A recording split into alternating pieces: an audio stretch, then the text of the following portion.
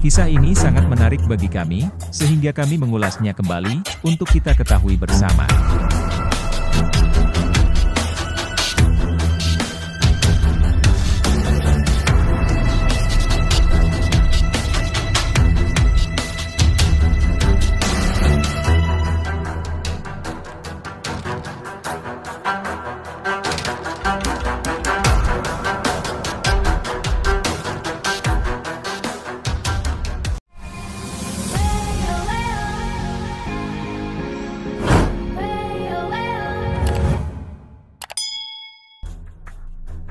Pada sebuah wilayah yang saat ini dikenal sebagai negara Timor Leste, telah menyimpan banyak kisah pertempuran Kopassus yang menegangkan, yang kini telah menjadi memori.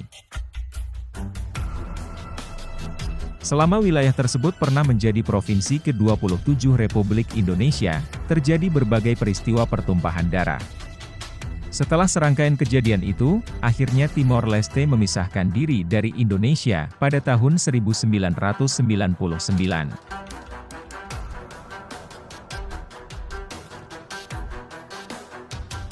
Berbagai kisah itu, tentunya dihiasi oleh perjuangan tentara Indonesia dalam medan tempur, khususnya yang dialami oleh para komando pasukan khusus.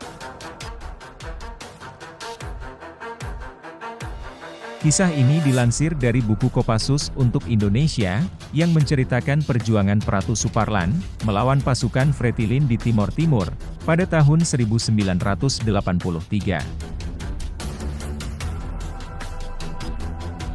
Pratu Suparlan tengah berpatroli dengan pasukan kecil TNI Nanggala, di bawah pimpinan Letnan Poniman Dasuki, tiba-tiba dihadang sekitar 300-an pasukan sayap militer terlatih Timor Timur, atau Fretilin, dengan bersenjata lengkap. Terjadilah pertempuran tak seimbang, yang menggugurkan satu persatu pasukan Kopassus, yang dimangsa oleh peluru ratusan pasukan Fretilin. Mereka pun terjebak di sisi jurang, sedangkan ratusan musuh menyerang dari ketinggian, membuat anggota Kopassus kesulitan. Satu persatu prajurit mulai berguguran, prajurit yang masih bertahan diperintahkan untuk meloloskan diri ke celah bukit. Namun menyadari sedikit waktu yang tersisa, Pratu Suparlan memilih untuk maju tak gentar melawan musuh. Ia membuang senjatanya dan mengambil senapan mesin milik rekannya yang gugur. Rentetan peluru musuh mengoyak tubuh Pratu Suparlan, namun ia tak tumbang dan terus menyerbu musuh, hingga amunisinya habis. Meski bercucuran darah, ia mengambil pisau komando dan mengejar pasukan musuh hingga ke semak belukar. Begitu banyak peluru yang masuk ke tubuhnya, hingga seragam loreng berubah menjadi merah darah. Sampai pada satu titik di mana Pratu Suparlan tak sanggup lagi menggenggam pisaunya. Saat itu, Pratu Suparlan jatuh terduduk dan ia dikepung musuh yang mengarahkan tembakan pada lehernya. Walaupun dalam kondisi mengenaskan, Pratu Suparlan tetap tak kehabisan akal. Sebelum menghembuskan nafas terakhirnya, ia mengambil granat di dalam saku celananya. Pratu Suparlan melompat ke arah kerumunan musuh, seraya mengucapkan takbir. Ledakan terdengar sesaat kemudian, dan Pratu Suparlan gugur bersama pasukan musuh. Sementara sisa pasukan Kopassus, yang terdiri tinggal 5 orang, sudah menguasai bukit.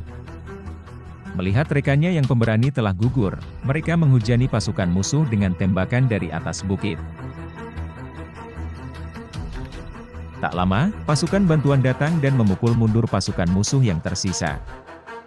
Ketika pertempuran yang sampai malam hari itu selesai, mereka menemukan tubuh Pratu Suparlan dalam keadaan tak utuh.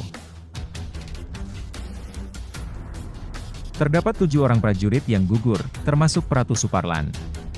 Sementara ada 83 dari Fretilin yang mati, dan sisanya beberapa ditangkap hidup-hidup. Berkat keberanian dan pengabdiannya yang luar biasa, negara memberikan kenaikan pangkat luar biasa dan juga dianugerahi tanda jasa bintang sakti kepada Pratu Suparlan.